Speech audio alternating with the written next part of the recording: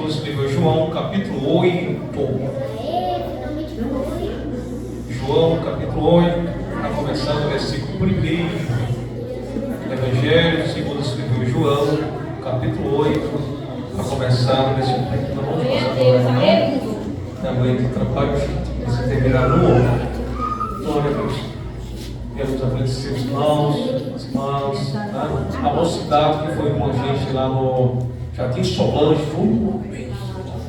Meu Deus do céu, que muito abençoado. Nosso irmão Evanildo, Deus abençoe. Nosso irmão Wagner, cadê o Wagner? Está trabalhando, tá ali, tá. Nosso irmão Wagner nos ajuda comigo, com carro, nosso irmão Evanildo também. Olha, irmão, o céu ficou baixinho ali. Foi bênção do céu. João capítulo 8. A começar no primeiro versículo. O que nós temos aqui no capítulo 8 do Evangelho segundo escreveu João? Nós temos aqui um grande milagre que Jesus realizou. Depois nós vamos falar da Santa Ceia. Deixa eu final. Um grande milagre que Jesus realizou. Milagre não só é o paralítico andar. Não. É muito mais do que isso. Milagre não só é o cego enxergar, é muito mais do que isso. Milagre não só é andar sobre as águas, fazer chover pão no céu, brotar a água da rocha, ressuscitar morto e livrar leprosos. Milagres vai além do que isso. Por quê? Porque alguém pode fazer isso. Qualquer desses itens que eu falei, qualquer pessoa pode fazer.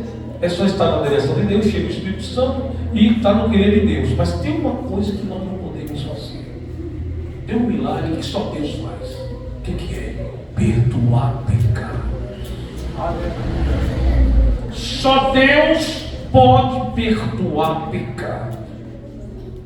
Foi por isso que quando Jesus falou para o paralítico: filho, os teus pecados estão perdoados.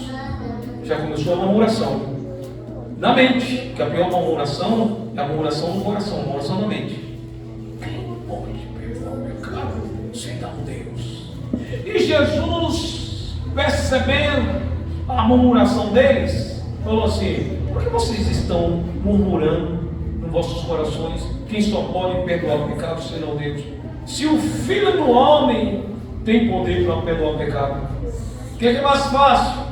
Dizer ao paralítico: perdoados são os teus pecados, ou levanta, toma a tua cama e vai para a tua casa. E aí ele respondeu, e ele em seguida afirmou: para que vocês saibam que o Filho do Homem tem poder na terra para perdoar o pecado. Isso é o paralítico: levanta-te, toma a tua cama e vai para a tua casa. Então, nós podemos fazer muitas coisas em nome de Jesus, mas tem uma coisa que não podemos fazer: é perdoar o pecado. E nesse episódio aqui, no capítulo 8 do Evangelho de João, do 1 ao 11, tem um episódio que foi pega em flagrante uma mulher pega em adultério. E na lei de Moisés, uma pessoa que praticasse o pecado do adultério era punido com pedradas, apedrejamento até a morte. E eles levaram até Jesus. Levando aquela mulher até Jesus, eles falaram: mestre, essa mulher foi pega no próprio ato de adultério. Segundo a lei de Moisés, ela precisa ser apedrejada. E tu, o que é que tu dizes? Primeiro, eles fizeram uma armação, nós chamamos lá no Nordeste de ciladas. Fizeram uma cilada para acusar Jesus. E a pergunta deles era uma pergunta intencional, que existe vários tipos de perguntas. A pergunta que alguém quer aprender, a pergunta que alguém quer motivar, incentivar os outros, sabendo a resposta, e a pergunta com a segunda intenção. Então, uma pergunta que os fariseus, os doutores da lei, fizeram para Jesus é com a segunda intenção. Por quê? Porque se Jesus falasse: olha, joga a pedra nela, eles iam acusar Jesus no tribunal de homicida. Eles iam chegar no tribunal e falar assim: ó, esse homem não tem nada de Deus, quem mandou matar, ele é um homicida, ele é um assassino. Se Jesus mandasse soltar a mulher, eles iam acusar a Jesus no tribunal da mesma forma: olha, esse homem aí não tem nada de Deus. Por quê? Porque ele quebrou a lei de Moisés, ele mandou soltar a mulher merece pedrada, ele adulterou. Então, humanamente falando, Jesus estava no beco sem saída. Humanamente falando, não espiritualmente, humanamente falando. Porque se ele respondesse uma coisa ou outra, ele seria condenado no tribunal. E aí, sendo condenado no tribunal, ia ser morto, mas antes da hora, porque não tinha chegado a hora dele ainda.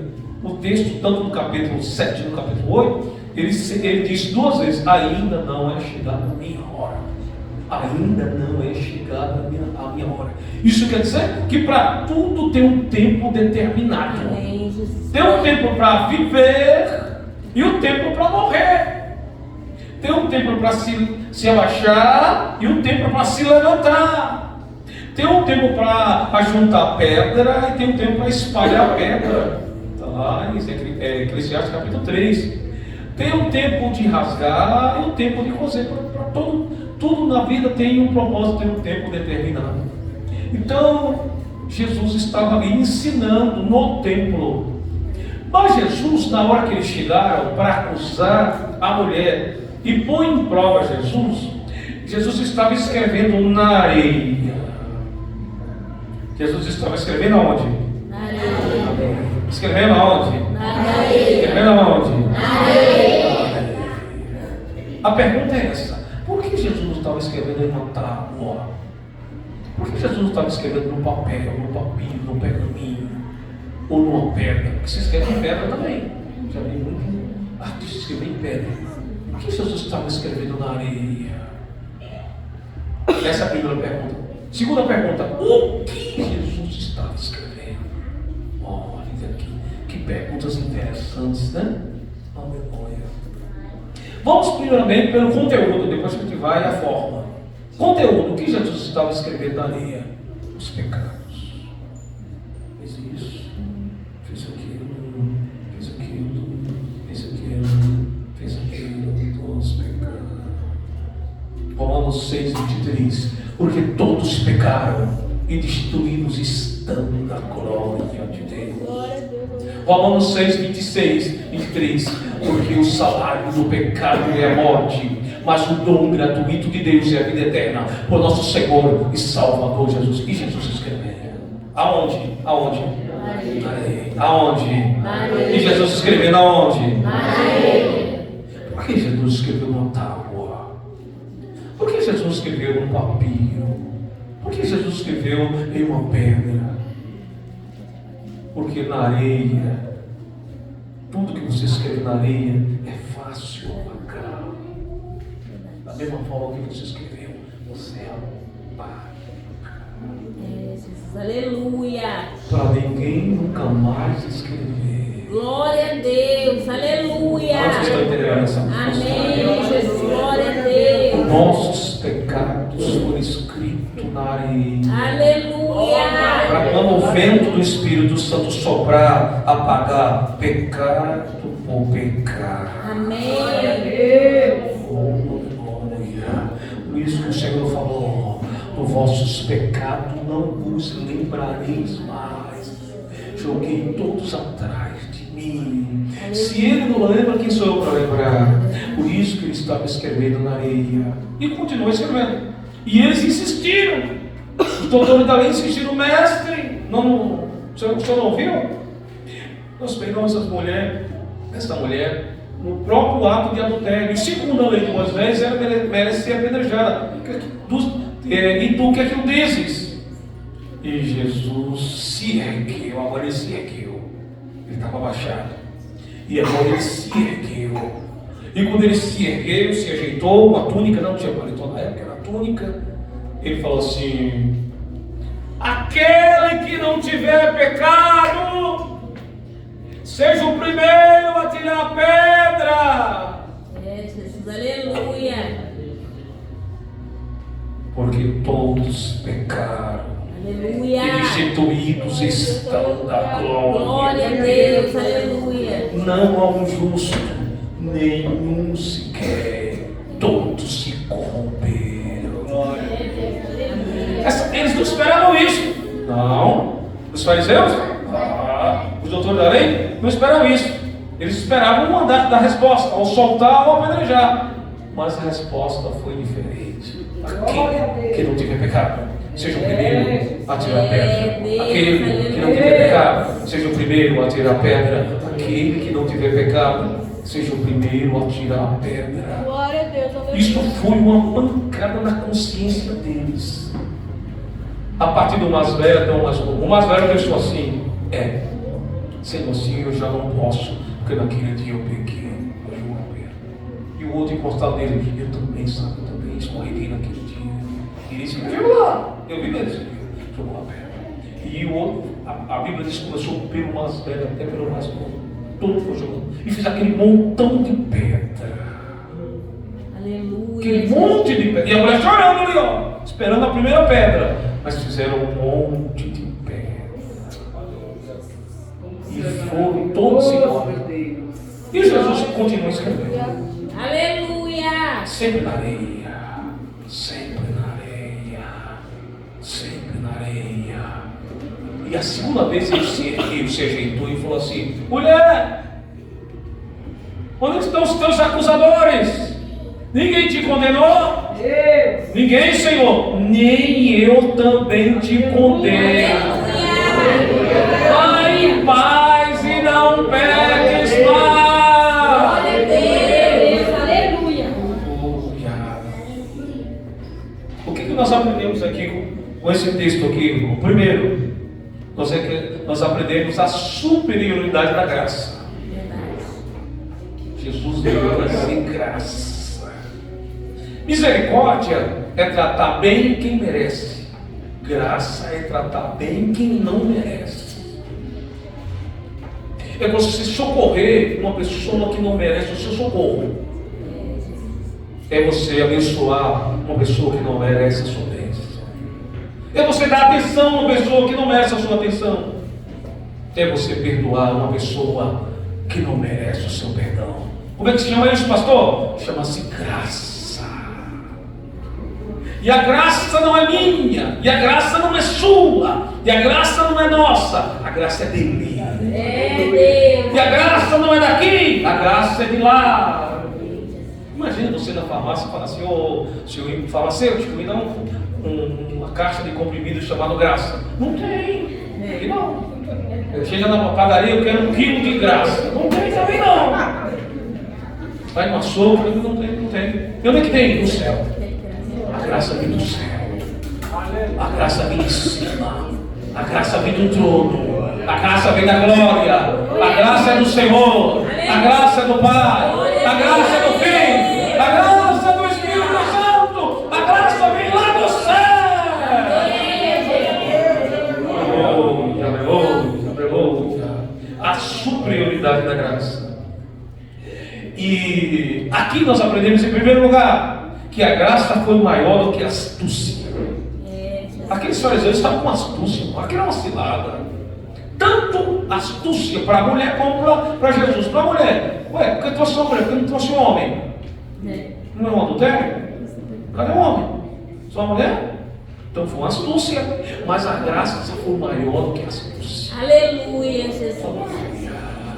Quando armarem ciladas para te derrubar, lembre-se que a graça pode te alcançar. Aleluia. Quando alguém for astuto com você, quando alguém te enganar, quando alguém preparar um laço para você, lembre-se que a graça é maior do que qualquer astúcia, do que qualquer laço, do que qualquer mal. A graça é superior, a graça é superior, a graça é superior.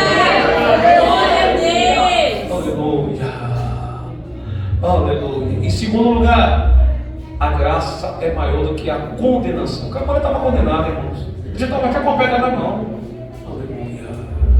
Por isso que o apóstolo Paulo escreveu aos Romanos capítulo 8: nenhuma condenação há para aqueles que estão em Cristo Jesus, que não anda segundo a carne, mas segundo o Espírito. Aleluia. A mulher merecia condenação, mas Jesus ofereceu a ela graça. Amém, Jesus. Aleluia. A graça é maior do que a condenação. Eu estava condenado para o inferno, você também, mas um dia a graça nos alcançou. Aleluia. E nos livrou do inferno, nos livrou da condenação. Por isso que estamos aqui nessa noite, com nossas vestes purificadas pelo sangue do Cordeiro. E quem não está nesta noite, procura aceitar a graça, procure receber a graça, procure se mover na graça, porque a graça livra da condenação. A superioridade da graça. Em terceiro lugar, a mulher ia receber pedrada, mas a graça foi maior do que as pedras. Tem um louvor da Chica Moraes bem antigo que diz assim: quanto mais eu recebo pedrada, mas as pedras que eu recebo, eu vou construir um castelo. Olha, as pedras que eu recebo, vou construir um castelo. Aleluia. Não existe santo sem cicatrizes. Todos nós recebemos pedrada, mas Jesus não nos trata com pedrada. Ele nos trata com graça. Ele nos trata com amor. Ele nos trata com misericórdia. Por isso que não podemos sair da casa dele, da presença dele, rejeitar o perdão dele. Não rejeita o perdão dele, não rejeita a palavra dele, não rejeita a graça dele. Porque sem a graça nós vamos receber só pedrada, mas com a graça vamos receber libertação, com a graça vamos receber salvação, com a graça vamos receber milagre, com a graça vamos ser salvos. Por isso o apóstolo Paulo escreveu em Efésios capítulo 2, versículo de número 8: pela graça sois salvos por meio da fé. Isto não vem de vós, é dom de Deus. Não vem das obras para ninguém se gloriar. Aleluia. Glória a Deus. Aleluia. Em quarto lugar, aleluia, a graça, ela superou a lei. Aleluia. Olha o que eles falaram. Segundo a lei de Moisés, ela deve ser apedrejada. Mas é a segunda lei, não segundo a graça. Porque a lei mandava matar e a graça trazia vida. A lei mandava prender e a graça libertava. Aleluia, Jesus. A lei condenava e a graça salvava. Então, segundo a lei de Moisés, eles não falaram segundo a graça, eles falaram segundo a lei, ela merece pedrada. Então a graça foi superior à lei. A graça foi maior do que a lei. Por isso que o apóstolo Paulo escreveu: aonde abundou o pecado, superabundou a graça. Foi por isso que o anjo Gabriel apareceu para uma jovem lá na Galileia e falou: Maria, salve agraciada, o Senhor é contigo. E ela ficou espantada com aquela visão e com aquela saudação.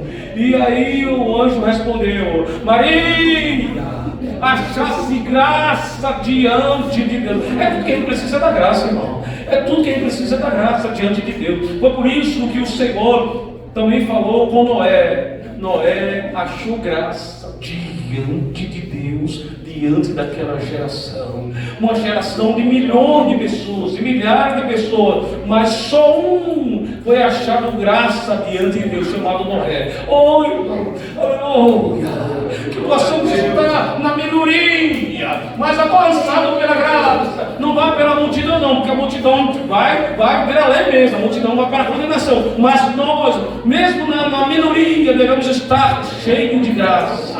Diante do homem, diante de Deus. A graça é maior do que a lei. Amém, Jesus. Aleluia.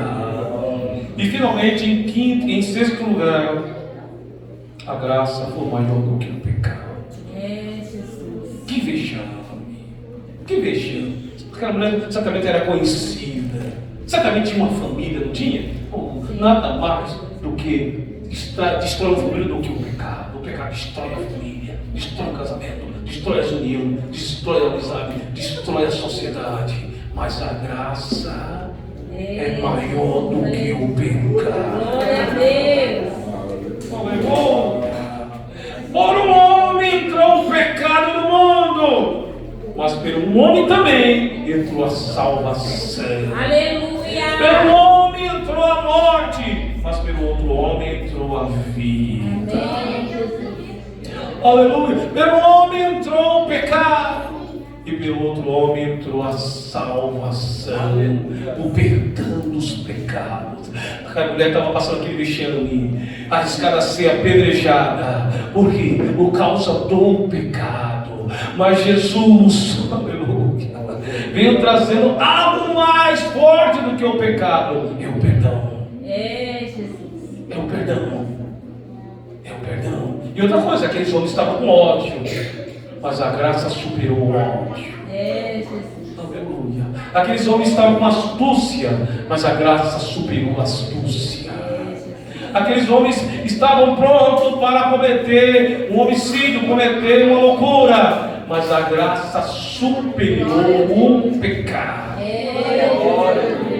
Agora a reflexão é o seguinte: como é que está a tua vida nessa noite? Está em estado de santidade ou estado em pecado? Se o seu estado é em pecado, está aqui Jesus de Nazaré, que é maior do que o meu e do que o pecado. Por quê? Porque Ele nos trata com a graça, e a graça é superior ao pecado. Aleluia. Aleluia! A graça traz vida, a graça traz salvação, a graça traz libertação, a graça traz liberdade. Aleluia. Imagine, irmão, quando Jesus falou vai e não peque mais, a alegria da mulher. Se fosse hoje, ela tinha feito assim, ó, ufa, escapei. Imagina a alegria dessa mulher. Abre os braços, eu posso viver. Aleluia. Eu estava com não é meus dias, eu estava com meus segundos contados, mas a graça me liberou. Aleluia. A Bíblia não diz, mas quem sabe, antes de chegar em casa, alguém foi passar na rua e falou: não, você conhece a graça? Que graça? Quem é? Eu estava condenado, mas a graça me liberou. Quem é essa graça? Jesus, Jesus é graça. Corre lá, quem te dá graça. Aleluia. Antes de chegar em casa, quantas pessoas essa mulher não encontrou no caminho? Vai se encontrar com a graça, vai lá. Qual é o teu problema? Vai se encontrar. Não é pecado, vai se encontrar com a graça. Se o seu problema é iniquidade, qual é o seu problema? É condenação, olha. Qual é o seu problema? É vício, vai lá. Qual é o seu problema? O problema é enfermidade incura. Vai, a graça está lá. Quem é a graça? Jesus. Jesus é a graça. Jesus é a graça. Jesus é a graça. Jesus é a graça. A Bíblia não diz. Se for adultério, a mulher era casada. Será que não tinha filho? Imagina voltar para casa, esposos, filhos, meu Deus do céu, aleluia. Olha, a gente trabalha, quando a gente volta para casa cansado, tomando esses transportes coletivos, não é brincadeira, né? São Paulo é o maior trânsito da América Latina, né? Metrópole da América Latina, mas a gente chega em casa, você não vê a hora, aí vê os filhos, vê os netos, netinhos, aí meu bonito, vê os netinhos lá, meu pedido de chocolate, né? Meu Deus do céu, olha, não tem preço. Você vem até mal-humorado, mas quando a criança sorri para você e dá um abraço, porque a criança é sincera, né? É sincera. Irmão, imagine comigo essa mulher chegando e voltando para casa. A ex-condenada, a ex-pecadora. Aleluia. Aleluia. Queria receber pedradas, mas recebeu o amor da graça. Queria receber pedrada, mas recebeu o perdão da graça. Queria receber pedrada, mas recebeu a libertação da graça. Queria receber pedrada, mas recebeu a salvação da graça.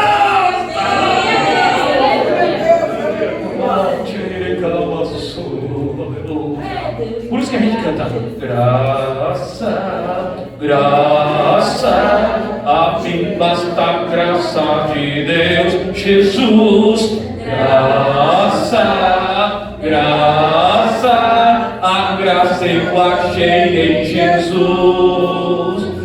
Graça, graça, a mim basta a graça de Deus, Jesus. Graça, graça, a graça eu achei em Jesus.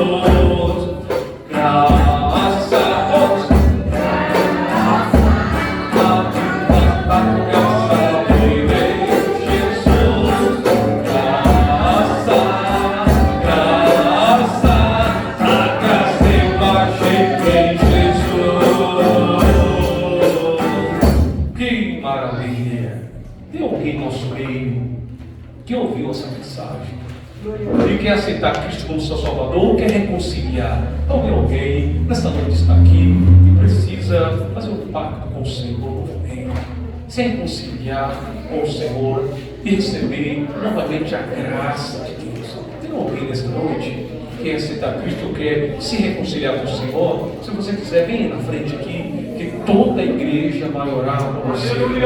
Tem alguém no nosso meio? Aleluia. Glória ao nome do Senhor. Glória a Deus. Não vamos desistir, não. Tem alguém? Venha, irmãos, venha aqui. Glória a Deus. Acompanhe o nosso irmão. Acompanhe ele. Vem aqui, acompanhe ele.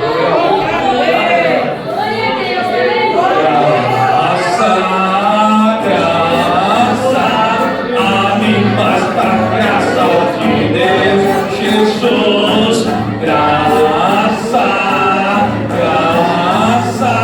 a graça eu achei em Jesus. Vai comer!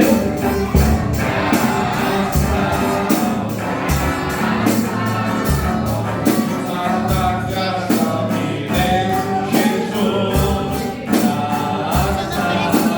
graça, a graça eu achei em Jesus. A família vem também na frente, toda a família. Nossa igreja, as meninas também, glória a Deus. A igreja Glória a Deus, aleluia.